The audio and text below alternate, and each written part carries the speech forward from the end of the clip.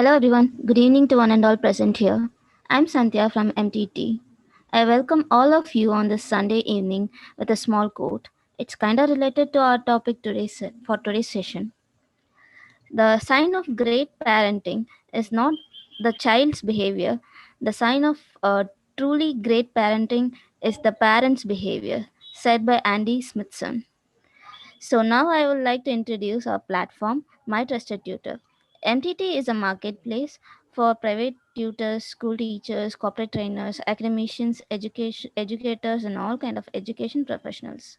Our mission is to make quality education easily and affordably available to all. We MTT have done 75 plus webinars, and currently we are at a recruitment process as well for the post of teachers. Yes, along with MTT, I would also like to introduce our speaker of the day, Rashi Somani. So she's here to us to give a session on the topic parenting skills to raise responsible, mature children.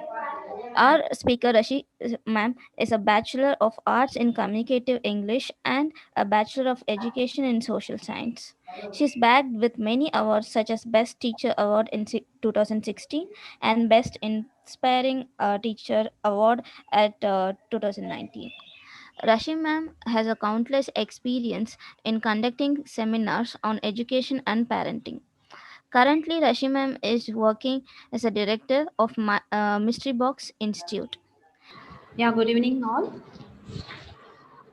Myself Rashia. I have been thank you for the wonderful introduction, Sandhya. परवरिश कार्य कौन ऐसा है जो बहुत ही कठिन कोई नहीं, कोई तो है उसे पूछो। मैं हम एक माता पिता, कुछ हमसे भी तो पूछो। जैसी मुसीबत लाती बिन मौसम दिन रात बारिश, वैसी ही मुश्किल है ये परवरिश। यूं तो मदरहुड या फादरहुड सबके लिए है एक ब्लेसिंग, पर ढेरों जिम्मेदारियों के साथ लेकर आती है ये पेरेंटिंग। बच्चों को कब, क्या, कैसे और कितना सिखाना है, जंग है पर हर पल कभी नापना और कभी तोलना है। सिखाते रहते बच्चों को कितनी मर्तबा, फिर भी कम पड़ जाता है हमारा ये तजर्बा। क्यों है मुश्किल ये परवरिश, इसी मुश्किलों को आसान करने के लिए मैं लेकर आई हूँ the parenting skills from the to raise responsible and mature children. Before I start with the presentation part, I want you people to see this video.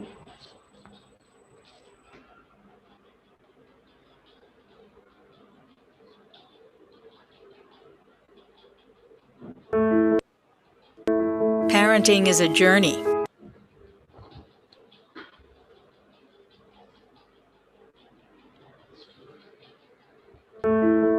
Parenting is a journey.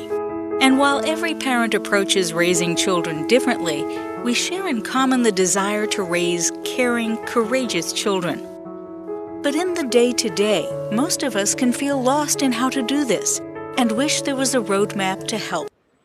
Exactly, it gives an immense pleasure to be here today with you people. Parenting is a lifelong journey, and as a parent, we have an important responsibility. It is not that easy to nurture the children and make them responsible people and responsible citizen of the country. Every parent wants to be a good parent, but it is not that easy. With this concept, I have come forward with certain suggestions and certain point of views which I feel is which can be very easily applicable in your daily life to improvise the productivity of your child.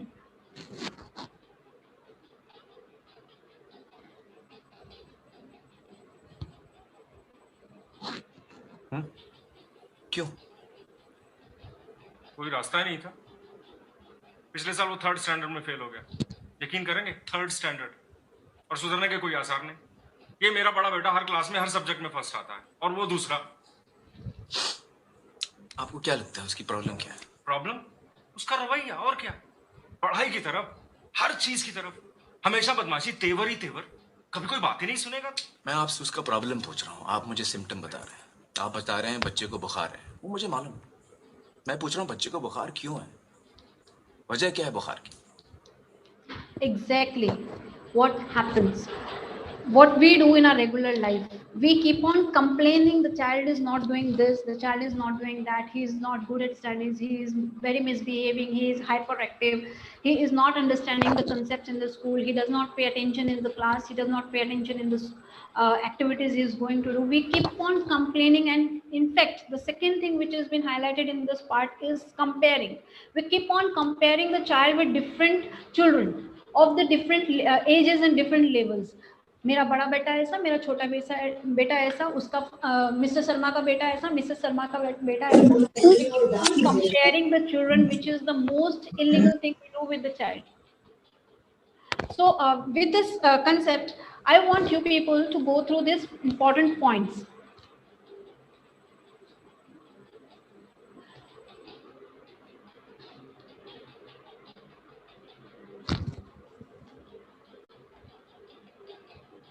Yeah, helping children to deal with their feelings. How can we help the child to deal with the feelings? Like, it is very important that we as a parent, we understand the feeling of the child. Generally what we do is,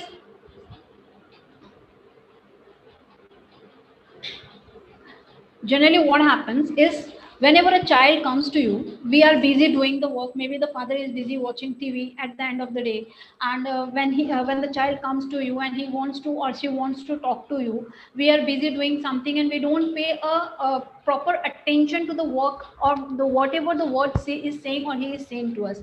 So first of all, what is important is we should listen to the kids with full attention. We should understand what the child wants to say. अगर हम उसको बहुत ध्यान से सुनेंगे और उसकी बातों को गौर से सुनेंगे, कहीं वो गलत भी होता है तो वो हमारे एक्सप्रेशंस को देखकर ये समझ जाते हैं कि वो सही है या गलत है. जैसे सपोज करो कि उसके दोस्त के साथ किसी की फाइट हो गई और वो वापस घर आते हैं और वो आकर के बोलता है मेरी आज तो डायरेक्ट के साथ बहुत बड़ी लड़ाई हो गई है, मैं कल से उसके घर नहीं जाऊंगा, मैं ये नहीं करूंगा, मैं वो नहीं करूंगा, मैं उसके साथ ऐसा बिहेव करूंगा. What we do, we don't listen to them, और वो अपने में ही वो बोलते चले जाते हैं. लेकिन अगर वो उसी तरीके से वापस आए और हम उसको बहुत ध्यान से सुने कि वो क्या कहना चाहता है और उसके साथ हम उसको बहुत ध्यान से बोले, अच्छा ऐसा हुआ, डेरिक के साथ आपकी लड़ाई हो गई, अब क्या करेंगे हम. Like, we need to take out what the child wants to say and how can we guide him in the proper way. ठीक है. So this is why we need to listen them with full attention and find out what are their feelings inside. Give their feeling a name. यानी कि अब जब वो ऐसा बोलते हैं, सपोज करो कि many a time things do happen when the child comes frustrated inside and say, see the dog died. तो हम बोलते हैं अच्छा ऐसा हो गया, कोई बात नहीं, डॉग ही तो था. आंटी को फीवर आ गया, कोई बात नहीं, इंसान है, फीवर ही तो आ जाता है. This is not the right way we should deal with the child. Instead अगर वो हमें आगे ऐसा बोले कि उस डॉग की डेथ हो गई, तो हमें ऐसा बोले अच्छा ये तो बहुत फ्रस्ट्रेटिंग हो गया, ये बहुत खराब हो गया, अब क्या करें. आंटी को बुखार आ गया, तो चलो हम आंटी से मिल के आते हैं, उनसे बात करके आते. तो इस तरीके से हम उनकी फीलिंग्स को जब नाम देंगे, ओ आई सी, ओ तो उनको लगेगा हम उनको बहुत ध्यान से सुन रहे हैं. They will come out with their whole heart. Fulfil their wishes with fantasy. कई बार ऐसी होती है जो रेगुलर टाइम पे हमारे लाइफ में आता है कि बच्चा कोई चीज़ की डिमांड कर रहा है ना. बच्चा जो होता है वो ऐसा बोलता है कि may be he wants an ice cream, like he wants a chocolate ice cream or she wants a chocolate ice cream, and which is not there at the home, and she keeps on doing agitation to and carve for the ice creams as a whole. And हम क्या करते हैं, कह तो दिया एक बार तुमको कि आइसक्रीम घर पे नहीं है, अभी जो है उसी से खाओ, उसी को खा लो तो ठीक है, नहीं तो फिर बिना आइसक्रीम के रहो. This is how generally we react, and we react in such a way we don't even realise that we are doing it. But अगर हम उनको उसकी फैंटेसी में डाल दें और उनको वही चीज़ को बहुत तरीके से समझाएं, तो वो चीज़ बहुत इजीली हम उसको समझा सकते हैं. सपोज करो उसने वो आइसक्रीम मांगी, तो हम उसको बोल सकते थे ना कि बेटा घर पे चॉकलेट आइसक्रीम तो है नहीं, काश मैं एक परी होती तो मैं तुम्हारे लिए ये आइसक्रीम ला करके यहाँ टेबल पे रख देती, बट अब तो ऐसा हो नहीं सकता. द चाइल्ड विल से, तो मम्मा क्या है, then we can say I have vanilla ice cream, if you can have it right now then I can bring a chocolate ice cream tomorrow for you. So in this way we can fulfill their wishes with fantasy. यानी कि उनकी demand भी हमने पूरी कर दी और उनको ऐसा भी नहीं लगा कि जो उनको चाहिए था वो हम उनको दे भी नहीं पाए. So this is the better way of helping the children, and make sure the words which we use, the behavior which we use plays a very important role in upbringing the child. Got it? So this is how we can help the children to deal with their feelings. Engaging the cooperation with the child. अब हम ये चाहते हैं कि child जो है हमारे साथ कोऑपरेट करें, हमको किसी तरीके से भी हम उससे काम करवा सके, या हम उसकी चीज़ों को, जो वो गलत चीज़ें करता है घर पे, उसको हम सुधार सके. तो हम उसको ऐसे रोज़ रोज़ टोक करके नहीं कर सकते कि बेटा तुमने ये क्या किया, तुम ऐसा क्यों करते हो, हमेशा तुम ऐसे ही करते हो, तुमको कितनी बार बोला ऐसा नहीं करना चाहिए. This is what actually happen. But what we can do is we can change the way.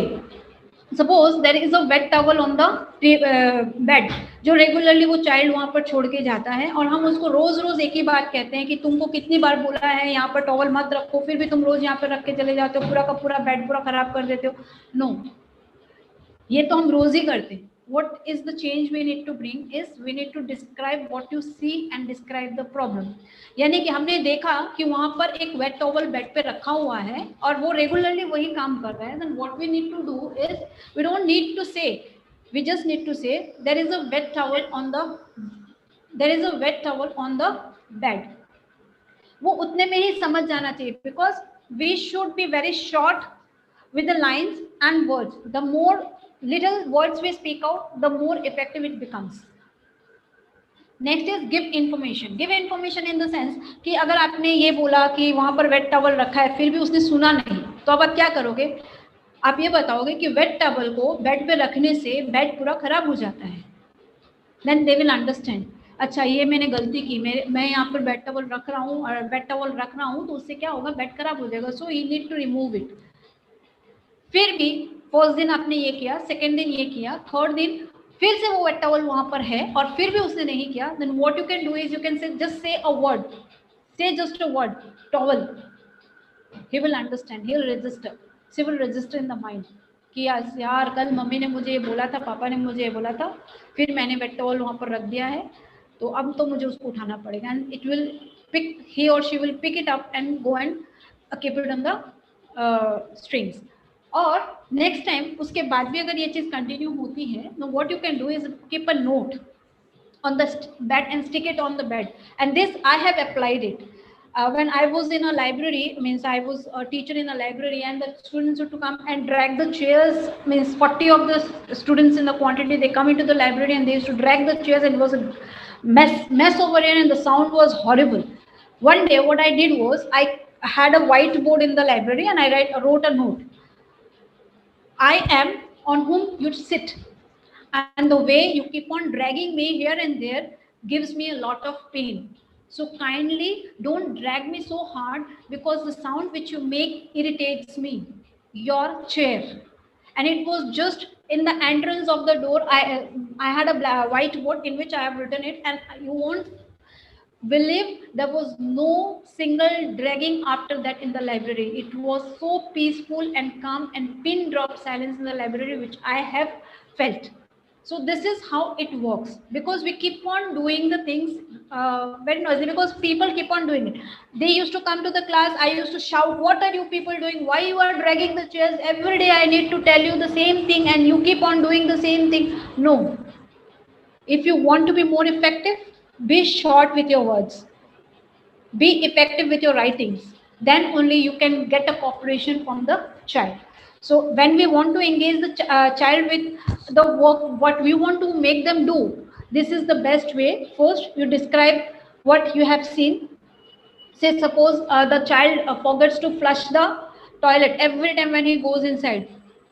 First day you can just say you did not flush it. Don't shout at them. Then second day, describe the problem, that if you don't flush the thing, it is not hygienic and it can create lot of problems.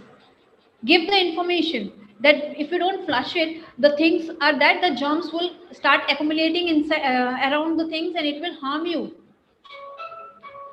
Next, if they don't want, they still forgot to do it, flush के ऊपर एक note लगा दीजिए, flush. तो वो अपने आप ही इस चीज को करेंगे.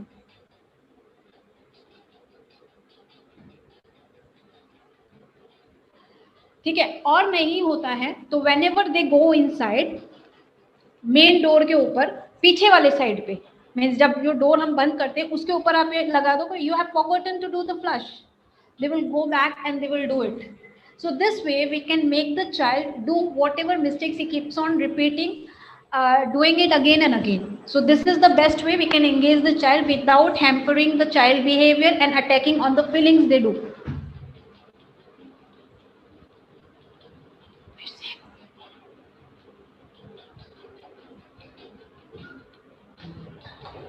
Describe what you feel.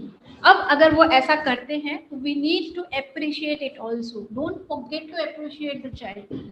उसको बताइए कि आपने ऐसा किया तो मुझे बहुत अच्छा लगा. Oh you have done this, it's amazing. This will make the child, motivate the child to do it again and again, and shortly and steadily it will become his habit or her habit.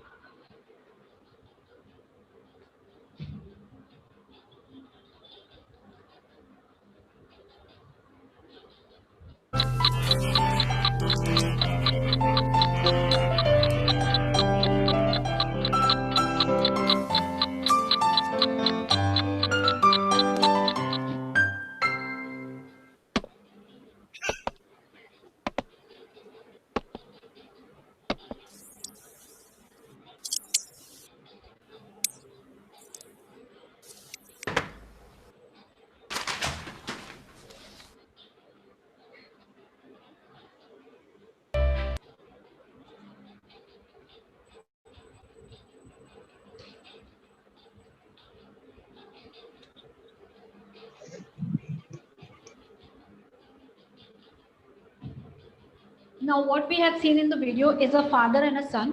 The son is busy doing the homework, but he is not at all interested in doing it because he have a very strict father who keeps on hammering now and then on his head for not doing the hammer and scolding him now and then. इससे क्या होता है, बच्चे का ध्यान जो है वो हट जाता है. Even if we are a teacher, we know one of the student in 40s, हमारी क्लास 40s या 35 की होती है, उसमें भी हमने देखा है कि बहुत सारे बच्चे जो होते हैं वो होमवर्क नहीं करना चाहते हैं क्योंकि हम उनको एक टीचर के साथ जो अटैचमेंट है वो नहीं हो पाते. सबसे first. Number 2, what the problem they face is they don't even like the subject. तो इसकी वजह से भी वो लोग क्या करते हैं, वो होमवर्क नहीं करते. Number 3, they don't have that willingness to do the homework क्योंकि उनको वो चीजें अच्छी नहीं लगती करने की. और क्या होता है, उनको पता है कि पनिशमेंट मिलेगी, बात खत्म. No, we cannot be strict every time. Sometimes we need to understand the kids and work according to them. मेरे साथ भी ऐसे कई बार होता है कि कोई बच्चे पेरेंट मुझे आके बोलते हैं ये कोई भी काम प्रॉपरली नहीं करते हैं, ये हमेशा ऐसी प्रॉब्लम्स होती है, होमवर्क करना नहीं चाहते, पढ़ाई को टाइम नहीं देते हैं. I just say the parents, सिर्फ एक चीज ध्यान रखो, वो अपना काम कर रहा है, वो कब कर रहा है, कैसे कर रहा है, कितने बजे कर रहा है, कितनी देर जग के कर रहा है, कितनी देर सो के कर रहा है, कैसे कर रहा है, ये छोड़ दो. वो अपना काम कर रहा है अपने हिसाब से, वो ज़्यादा इंपॉर्टेंट है. It is not necessary that we need to be strict and so disciplined कि इतने बजे ये काम होना चाहिए, इतने बजे ये काम. No, this is not the scenario right now because time has changed. वो हमारे टाइम पे हुआ करता था जब हम अपने पेरेंट्स के डिसिप्लिन के हिसाब से चलते थे. Yes, a slight discipline is necessary in the home, in the life of a child, but आज के टाइम पे they are very much into their own. They want to be independent. तो उनके हिसाब से भी हमें काम करना पड़ता है, especially the teenagers. So what next we can do means if the students and if these kids and if our son and daughters they are not doing the things proper way, so should we punish them, ask them to stand outside the house or outside the class. अरे वो तो जानबूझ के ऐसा करते ताकि हमें घर से बाहर जाने को मिले और हम क्लास के बाहर जाएं और 4 मस्तियां और करें. They will intentionally do it. So we need to find out alternatives of punishments. It is not like कि आपने homework नहीं किया तो मैं आपको डांटूं, मारूं. No, this is not the scenario. We cannot scold the child, not even physically, not verbally. You cannot do it. Now you need to find out the alternatives of punishments. Point out a way to be helpful. This means you need to find out कि उसको हम किस तरीके से helpful बना सकते हैं. Helpful in the sense कि हमको अगर उससे कुछ काम निकलवाना है तो हम क्या करें, क्या काम कर सकते हैं जिससे हम उसको हेल्पफुल कर सकें. Express strong discipline without attacking the child's character. Suppose करो चाइल्ड जो है वो बार बार एक ही बिहेवियर बार बार कर रहा है, तो हमें उसको ये नहीं बताना है कि तुम गलत हो. हम उसको ये नहीं बताएंगे तो कि ये बार बार ऐसा कर रहे हो तो मुझे गुस्सा आ रहा है, या हम उसको बोले तुम ऐसे ही हो, तुम इसी तरह से करते रहोगे, तुम we use certain terms, I want to use those terms generally. We mothers जब बहुत गुस्से में होते हैं, तुम क्या जंगली हो, तुमको समझ नहीं आता, तुम क्या डफर हो, तुमको समझ नहीं आता, एक ही बात 10 बार बोल रही हो, एक ही चीज तुमको बार बार बोलनी पड़ रही है, कहाँ से आए हो, किस तरीके से बिहेव कर रहे हो, स्कूल में यही सिखा है? These are the certain terms or phrases we use for the kids, but we should not attack the character of the kid. In fact, हमें उसको बहुत सिंपल लैंग्वेज में बताना चाहिए कि तुम्हारी ये जो बिहेवियर है मुझे समझ नहीं आ रहा है, तो इसको तुम या तो चेंज करो या फिर मुझे कुछ और करना पड़ेगा। Give a choice.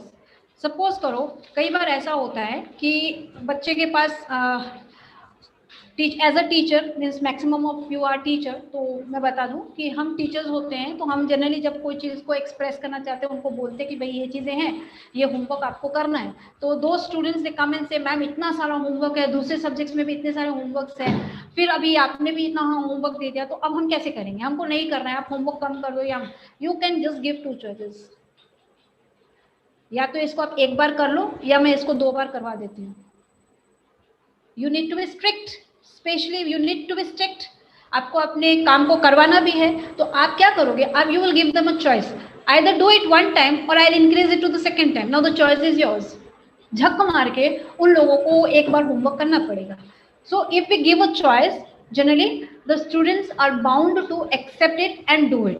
अगर हम अपने बच्चों की बात करें, जब घर पे भी ऐसे कई बार होता है कि जब बच्चा जो है वो हमें आकर बोलता है कि मुझे ये चीज़ चाहिए, वो चीज़ चाहिए, तो हम वहाँ पर उसको 2 चॉइस दे सकते हैं। हम उसको पॉइंट आउट कर सकते हैं कि भाई तुमको अगर ये चीज़ करना है तो पहले ये चीज़ समझ लो, हमको ये तुम्हारे पास 2 ऑप्शंस हैं, या तो ये पहन लो या पहन लो। कई बार जनरली जब हम कई पार्टीज में जा रहे होते हैं या कहीं हम बाहर जा रहे होते हैं, तो हमारे ड्रेस को लेकर के या हमारे गेटअप को लेकर के बहुत सारे क्लैशेस होते हैं टीनेजर्स के साथ। स्पेशली वो ड्रेसअप होके आते हैं, हम बोलते हैं क्या पहन के आए हो, तुमको पता नहीं तुम कहाँ जाने वाले हो।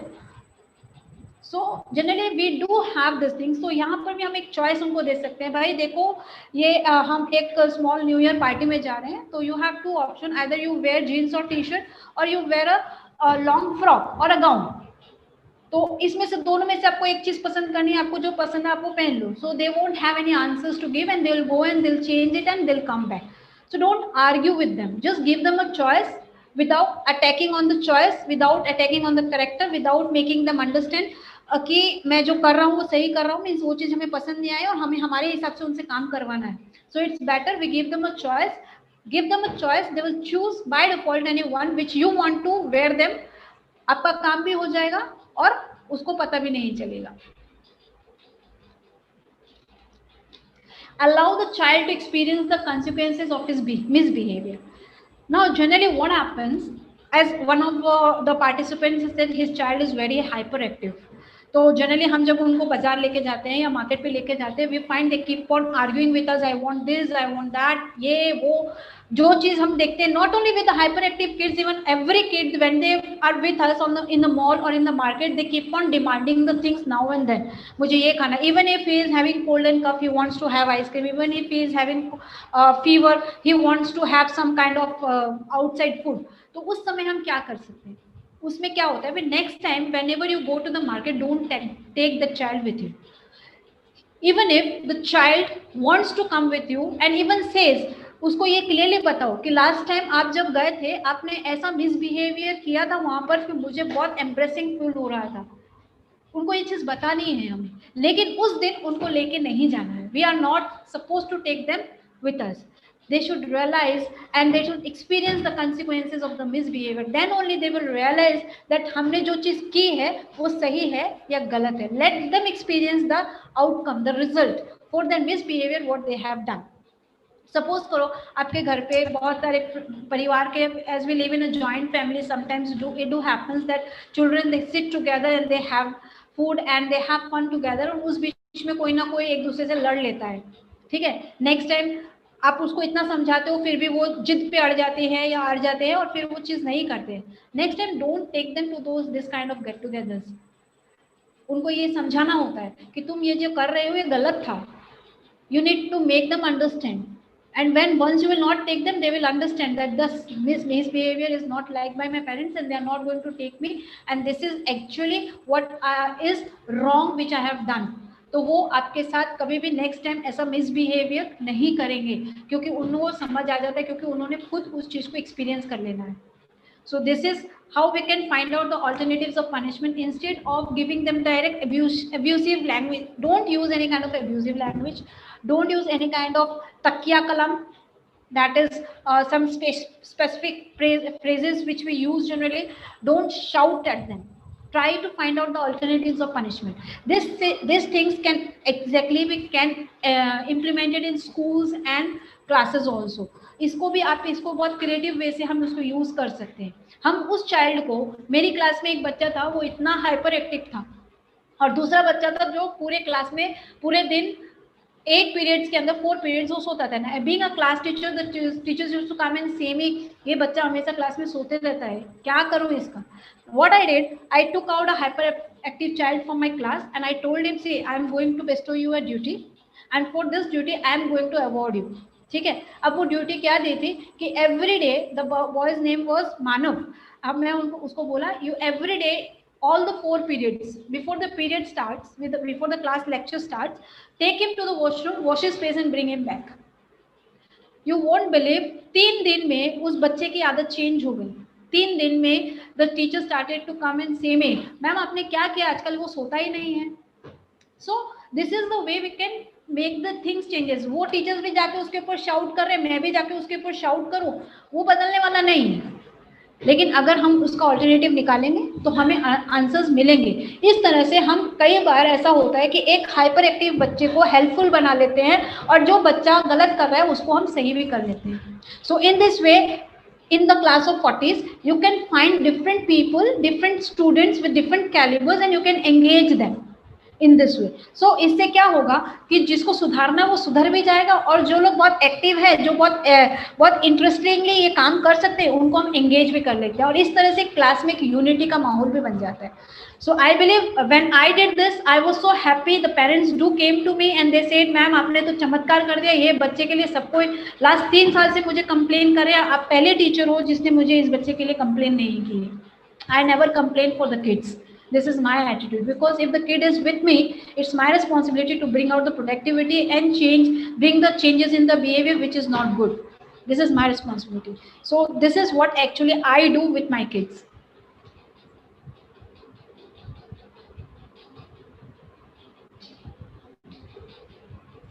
अगर हम लास्ट के जो पॉइंट्स हमने डिस्कस किए थे, किस तरह से हमें चॉइस करना है, चॉइस देनी है, किस तरह से उसको हेल्पफुल बनाना है, किस तरह से उसको कंजुगेंसेस का एक्सपीरियंस करना है. मैं बार बार एक चीज़ बोलती हूँ कि हम स्ट्रिक्ट होते हैं, साथ साथ we need to be appreciatable. अब जैसे इसका फर्स्ट पार्ट हमने स्टार्टिंग में देखा था कि वो फादर जो था बहुत स्ट्रिक्ट था, but when he realise that this strictness is not going to work on the kid, because nowadays the kids are very open minded, they want to be independent, they want the parents to be more of friends rather than parents. तो वो चीजें उसको समझ में आने के बाद क्या हुआ, आप ये देखिए. अक्षत फिर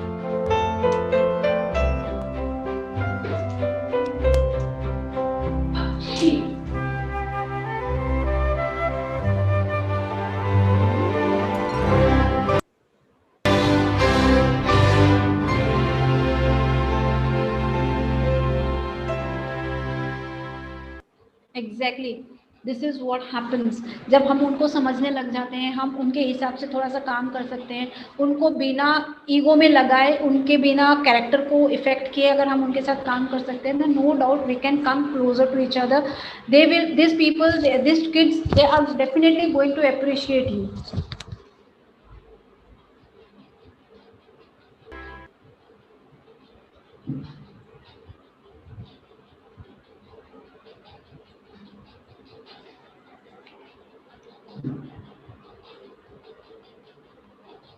अब उनको इंडिपेंडेंट कैसे बनाना है, to encourage autonomy, what are the things we can do.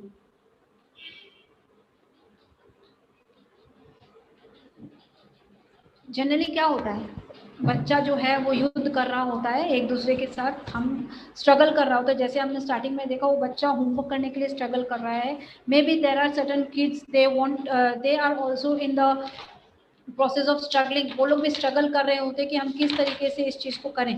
तो उस जगह पर हमें क्या करना है, हमको बहुत ध्यान देना है, हम जो वो मेहनत कर रहे हैं उसके ऊपर हमें उसको रिस्पेक्ट देनी है। Don't ask too many questions. अब कई बार मैंने ऐसा देखा है, this is my personal experience which I am going to share. कोई बच्चा है, वो जाता है और किचन में जाता है, कैंडी का बॉक्स लेता है और उसको खोलने की कोशिश करता है। Nice, because it's a candies box, air tight box, हम उसको बहुत टाइट से पैक करते हैं ताकि बच्चा खुले ना सके। लेकिन फिर भी वो बच्चा वहाँ जाता है, it goes and take that particular box and start tries to open it up. Half done हो जाता है, एकदम खुलने की तैयारी में है, लेकिन still he is not able to open it. Don't go and help him, let him struggle. वो जितना स्ट्रगल करेगा वो उतना सीखेगा, उसको स्ट्रगल करने दो। अल्टीमेटली कहीं ना कहीं जाके तो वो डब्बा खुल जाएगा उससे, वो जार खुल ही जाएगा उससे, सिर्फ टाइम थोड़ा ज़्यादा लगने वाला है। So you need to have a patience inside you that let him do the thing and complete it. Don't go and just jump in into it and help him out. इससे वो autonomy, वो independency आपको नहीं मिलेगी। Similarly, जब कोई child है, किसी को प्रोजेक्ट दिया गया है स्कूल के अंदर, वो प्रोजेक्ट करना चाह रहा है और उस प्रोजेक्ट में क्या हो रहा है कि वो कोशिश कर रहा है, सर्च आउट कर रहा है, पर वो हेल्प नहीं कर पा रहा है। Don't go and help them, let them do it by themselves, let them try the maximum level of efforts they can give it to do the project. At the end of the day we are always there to help them, पर वो पूरा एक दिन तो उनको दो ताकि वो उसको समझ सके, वो अपने लेवल पर कितना काम कर सकते हैं उनको करने तो दो, तभी तो हम उनमें इंडिपेंडेंसी लेके आ सकेंगे। Otherwise it won't be possible for us to bring that independency in the child.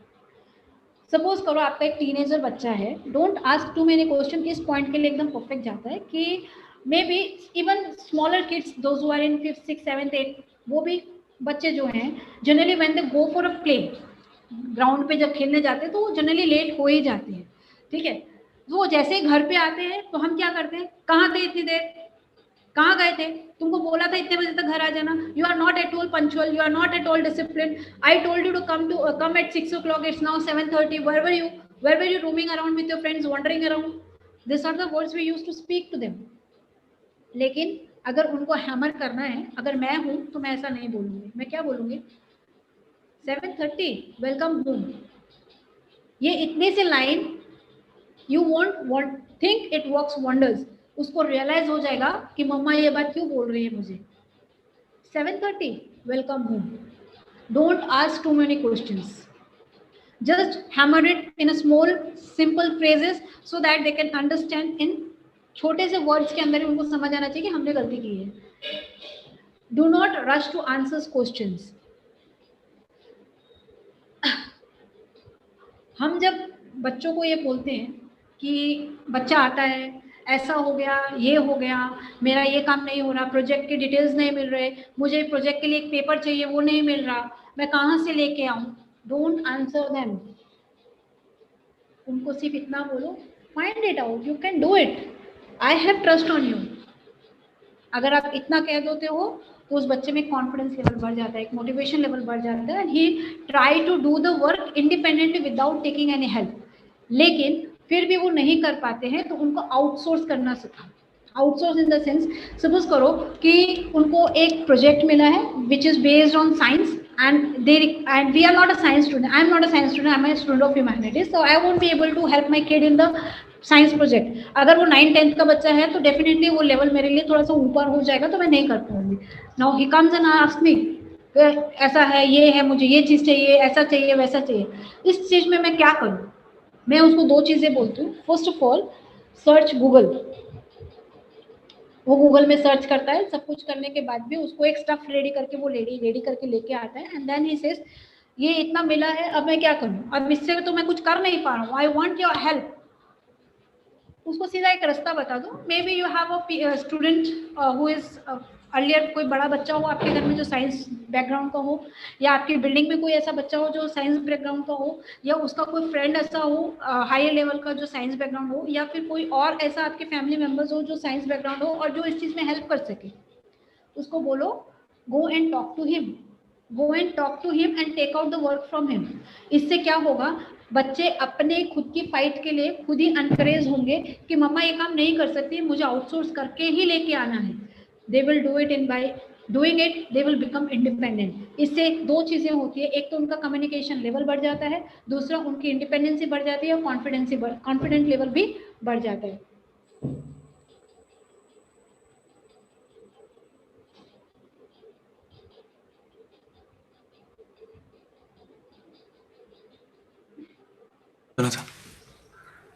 नहीं, कहीं आप ये सोच के ना बैठे हो कि हम उन लोगों में से हैं जो अपने बच्चों का ख्याल नहीं करते। ख्याल करना बहुत ज़रूरी है मिस्टर अवस्थी। इसमें इलाज की शक्ति है, एक मरहम है जिससे दर्द मिटता है। बच्चे को तसल्ली हो जाती है कि उसका कोई ख्याल करता है।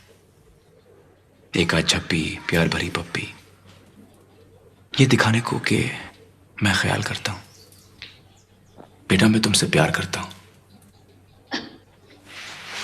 अगर कोई फिक्र हो तो मेरे पास आओ। क्या हुआ जो तुम फिसले, गलती हुई, मैं हूं ना, ये दिलासा।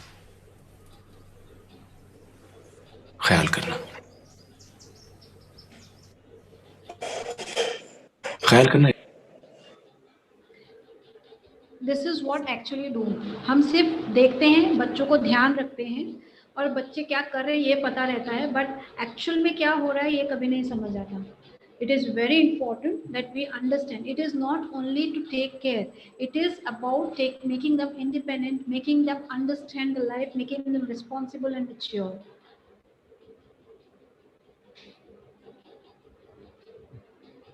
Praise and self-esteem instead of evaluating and describing. This is a point in which हम सिर्फ उनको कोई भी चीज़ करने के लिए हम एनकरेज नहीं कर सकते। हम जब एनकरेज करते हैं, उनको मोटिवेट करते हैं, तो हमको उसका इवैल्यूएशन भी करना होता है। इवैल्यूएशन भी किस तरीके से करना है, इसका भी एक इम्पॉर्टेंट पार्ट है। हम हर समय उसको अप्रिशिएट करें, it is not good, because it will bring an attitude level inside the kid. उसकी सेल्फ एस्टीम इतनी ज़्यादा बढ़ जाएगी that he will start disrespecting you, when he will start feeling supreme to you. ये भी नहीं करना है हमें। बट कहीं कहीं कोई चीज़ों को जैसे हमने उससे चाहा है और उसने वैसा कर दिया है, तो we need to appreciate it. Describe what you see. Suppose generally what happens, these kids or maybe in the classroom also we find students moving here and there, tiffin एक जगह, bottles एक जगह, books एक जगह, कोई कहीं बैठा है, कोई कहीं बैठा है। Similarly at the home, when we are out, when we come inside the house, we find the entire room is a mess. Don't just come and start scolding those kids. क्या कर रखा है, ये घर की हालत है, तुमने मुझे काम वाली बाई समझ रखा है कि मैं सारे दिन सफाई करती रहूं। This are exactly when we come out from outside, we are already infuriated, and जब हम अंदर घुसते हैं और ये चीज़ देखते हैं तो these are the things how do we react, but this is not the right way. Instead हमको ये बोलना चाहिए कि मुझे पूरा क्लीन रूम दिख रहा है, बेड पे कोई चादर नहीं दिख रही है, शूज अपनी जगह पर लगे हुए दिख रहे हैं, ड्रेस यूनिफॉर्म एकदम हैंगर में लगे हुए दिख रही है। अगर हम उसको डिस्क्राइब करेंगे ना, तो चाइल्ड विल रियलाइज कि मैं ये जो मैस मचा हुआ है ना, उसकी वजह से मम्मी हमें ऐसा चीज़ बोल रही है, या मॉम मुझे ऐसा बोल रहे हैं, पापा ऐसा मुझे ऐसा बोल रहे हैं। तो we need to make them understand in different way, तो वो चीज़ उसको करेंगे। So we need to describe what we सी।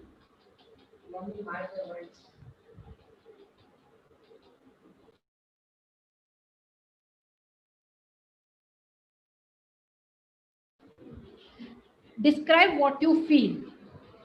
इसमें क्या है कि जब अगर सपोज करो कि उन्होंने ऐसा किया है कि आप घर पे नहीं थे और जब आप वापस आए, तो उस दिन तो आपने बहुत कुछ उनको दिखा के समझा के बता दिया। नेक्स्ट दिन जब आप गए, it was all done in the proper way, it was totally clean and clear. Don't hesitate to express what you feel.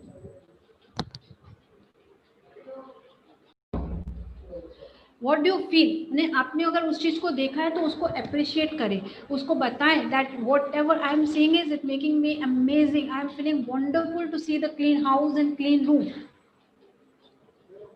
Some of the child's praiseworthy behavior with the word, what a extraordinary work you have done. ये simple सा एक word phrase उसके लिए बहुत important हो जाएगा. कई बार ऐसा होता है जब हमारे टीनेजर्स होते हैं, we keep on scolding them for using the mobile, watching the TV continuously.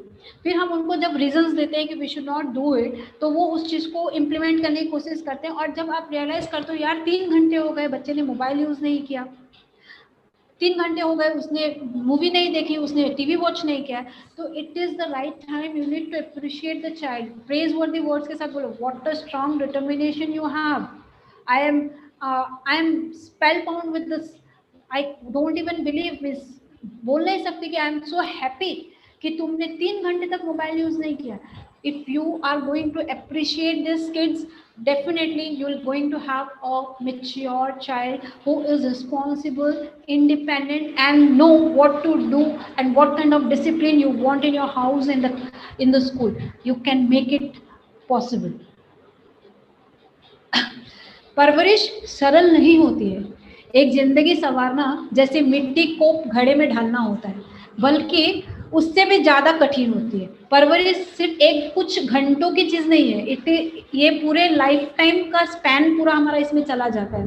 तो जब हम इस चीज़ को, इन चीज़ों को जब हम इम्प्लीमेंट करते हैं बच्चों के ऊपर और बच्चे काफ़ी अच्छा रिस्पॉन्स दे रहे हैं, ये चीज़ें मैंने मेरे पेरेंट्स को इम्प्लीमेंट करने के लिए कहा है. And every day I get a call from a parent कि ma'am it is working wonderfully, the child is changing his behavior, the child is becoming independent. हमको सिर्फ इस चीज़ों को रियलाइज़ कराना है कि आपके अंदर ये चीज़ की कैलिबर है, हमको उसकी प्रोडक्टिविटी बढ़ानी है, तो हम कैसे बढ़ाएंगे. तो ये चीज़ों को करने से ही ये चीज़ पॉसिबल हो सकती है.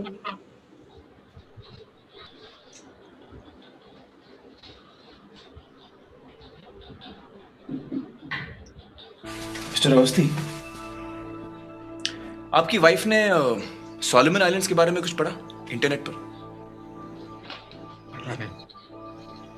मुझे नहीं पता.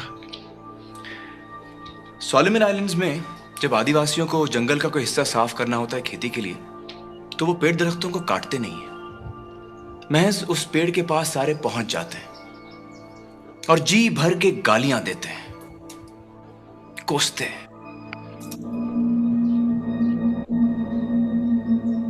देखते ही देखते कुछ ही दिनों में पेड़ मुरझा जाता है, अपने आप ही मर जाता है.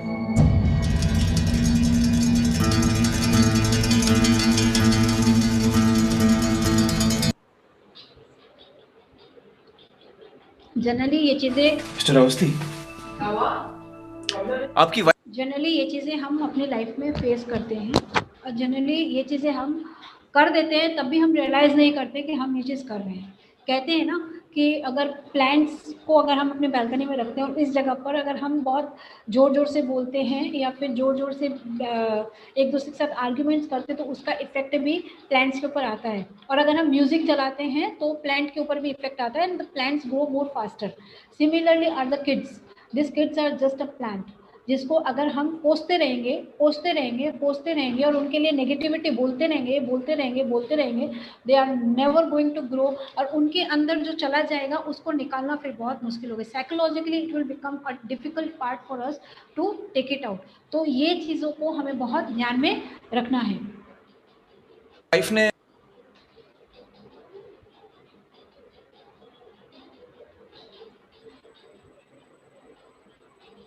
Put the children in a situation where they can see themselves differently. हमको चिल्ड्रन के साथ ऐसा नहीं करना कि तुम ऐसे ही हो, तुम ऐसे हो, तुम वैसे हो, तुम ये नहीं कर सकते, तुम वो नहीं कर सकते, तुम ऐसा भी नहीं कर सकते. उसके बच्चे को देखो वो क्या क्या कर सकता है, तुम्हारे फ्रेंड को देखो वो क्या क्या कर सकता है. No, we are not suppose to do it.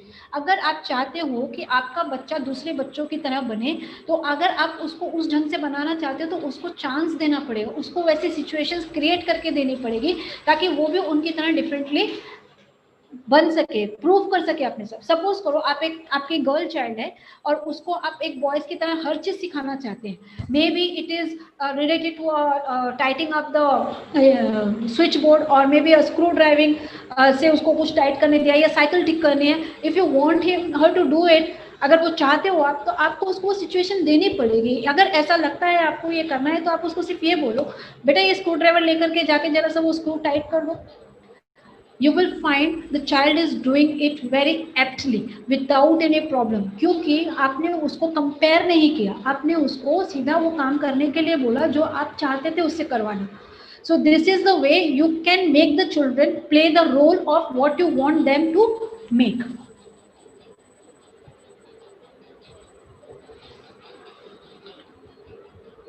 Let the children over here you say something positive about them. मैंने आपको स्टार्टिंग से एक ही चीज़ बोली कि हमें नेगेटिव वर्ड तो यूज़ करना ही नहीं है बच्चों के साथ, हमें हमेशा उनको पॉजिटिविटी अफर्मेशन के साथ स्टेटमेंट्स देने हैं। हमको कभी भी उनके साथ गलत वर्ड्स यूज़ नहीं कर सकते, जैसे नहीं कर सकते हो, तुम ऐसे ही हो, तुम वैसे ही हो, it is not your cup of T, तुम्हारे बल की चीज़ नहीं है, तुम्हारे बुत्ते की चीज़ नहीं है, तुम्हारे अंदर इतना कैलिबर नहीं है। नहीं, हर बच्चे का कैलिबर अलग होता है, हर बच्चे की कैपेबिलिटी अलग होती है, हर बच्चे का काम करने का तरीका अलग होता है, हर बच्चा अपने आप में अलग होता है।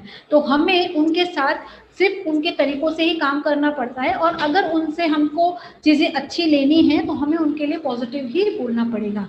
आप खुद उनके जगह पर अपने आप को रख के देखो, तो आपको अगर कोई बोलता है ऐसा कि तुम ये चीज़ नहीं कर पाओगे, यार ये खाना बनाना तुमसे चाइनीज़ वाइनीज़ नहीं बनेगा, तुमसे मैक्सिकन नहीं बनेगा, तुमसे बारबेक्यू नहीं बनेगा, तुम कहाँ साड़ी पहनने चले हो, तुम्हें साड़ी नहीं पहनी जाएगी, it becomes a challenge for you, क्योंकि किसी ने आपको नेगेटिव बोल दिया। लेकिन यही चीज़ अगर दूसरे ने आपको दूसरी तरीके से बोला होता, तुम साड़ी में बहुत अच्छी लगोगे, एक बार ट्राई करके देखो, यू विल ट्राई इट।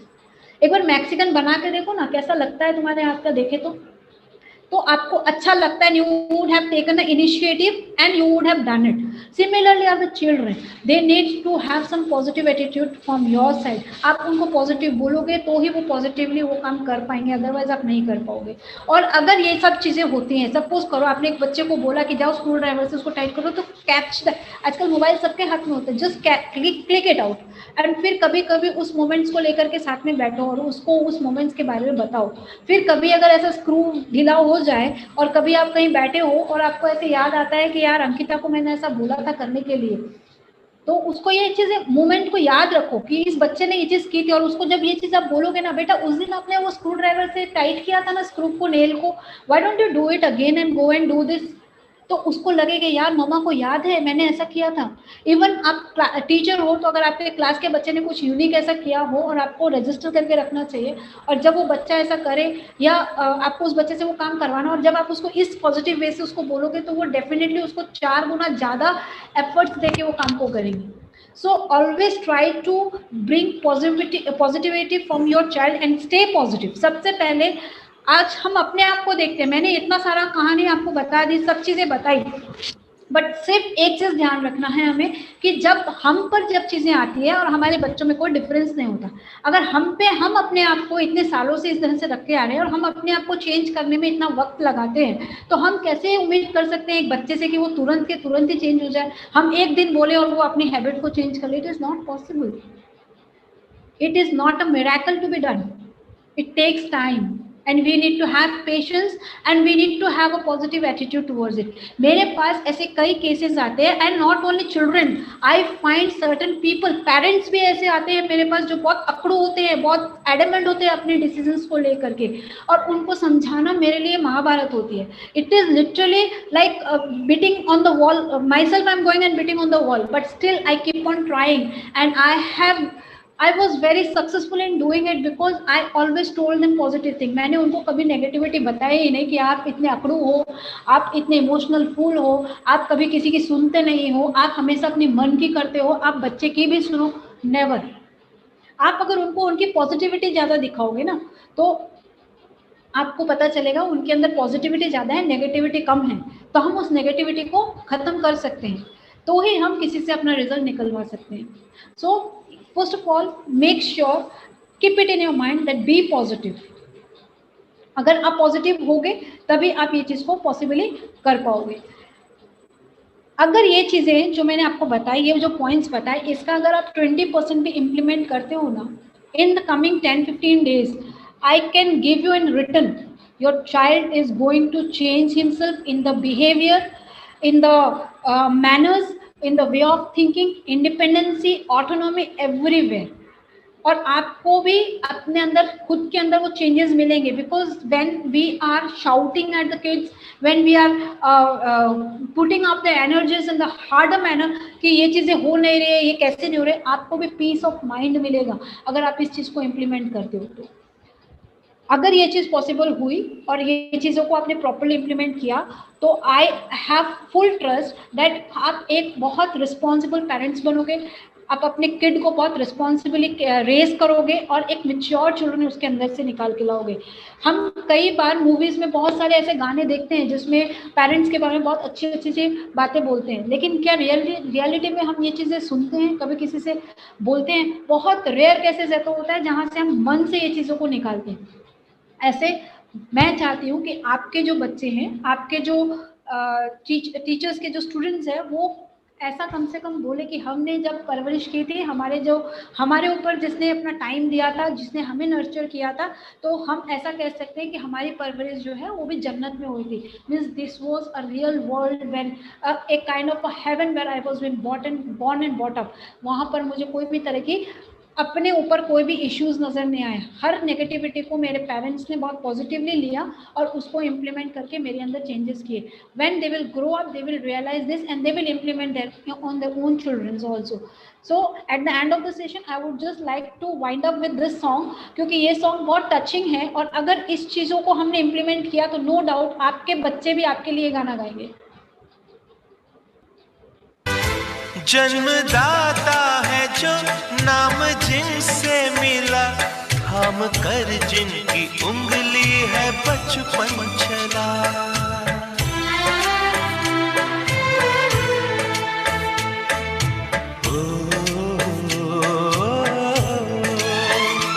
कांधे पर बैठ के जिनके देखा जहां, ज्ञान जिनसे मिला, क्या बुरा क्या भला।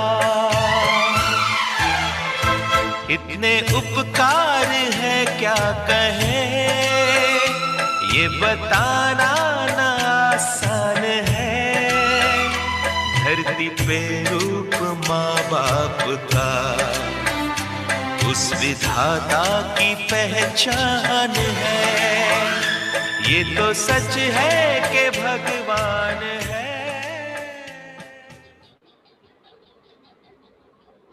सो इट इज सेड कि जब भगवान हर जगह नहीं थे, जा सकते थे, हर जगह नहीं पहुंच सकते थे, तो उन्हें माँ बाप को बनाया और उनको यहाँ पर भेज दिया। सिमिलरली हम बच्चों के साथ ही सीखते हैं। अब हमारा समय ऐसा आ गया है कि हमें बच्चों के साथ सीखना है, हमें अपने आप को ग्रो अप करना है, because it is not easy to do the things, because परवरिश इतनी आसान नहीं है जितनी आसान हमें दूर से लगती है। Every day you will be having some challenges, every day you will be learning something new from those challenges. Every day your child will be giving you a new sort of tensions and you need to fight with those tensions every day. So I'm just sharing my details over here. Anybody who is willing to come in touch with me personally can come to me without any hesitation. And over to you, Santaya.